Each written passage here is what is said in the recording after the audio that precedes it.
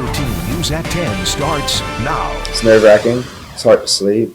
I've had a few friends tell me that I've woken them up and they've woken me up in my sleep because I was like screaming, "Let me out."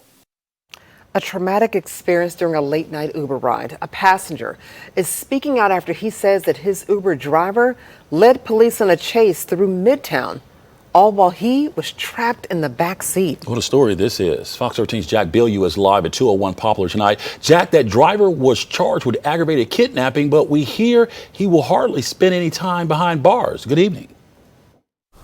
Yeah, good evening, Daniel. That driver pled guilty to a lesser charge. He was sentenced to 1 year, but all but 1 day of that sentence was suspended. Tonight, his victim is asking why he's out of jail. At one point, I look at the speedometer and we're doing 120. And he's running red lights. We almost got T-boned multiple times. The whole time, I'm screaming at this man, saying, "Let me out of the car." A terrifying ordeal for Matthew McAllister. Investigators say his Uber driver was pulled over for running a red light, then drove away from that traffic stop and led officers on a chase before losing them in Midtown, with McAllister stuck in the back seat the whole time. Do I jump? Do I hit him? Do I try and grab the wheel? What do I do? But that's when I noticed the speed at some points, was because I'm like, if I grab the wheel, how fast are we going? What are my odds, Eventually, McAllister says the driver slowed down when making a turn, and that's when he opened the door and jumped out. That was on February 28th. His driver, Cordarius Johnson, was pulled over for speeding last Tuesday and arrested for the incident. He was charged with running a red light, felony and misdemeanor counts of evading arrest, and felony aggravated kidnapping.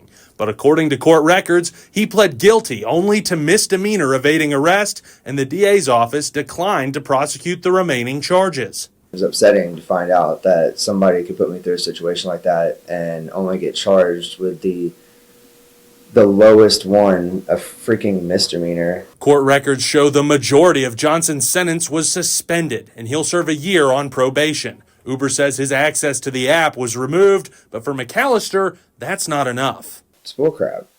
It ain't right, because it's other people. It's like doing anything with the justice system is like just as sketchy as taking an Uber ride. You never know what they're going to do.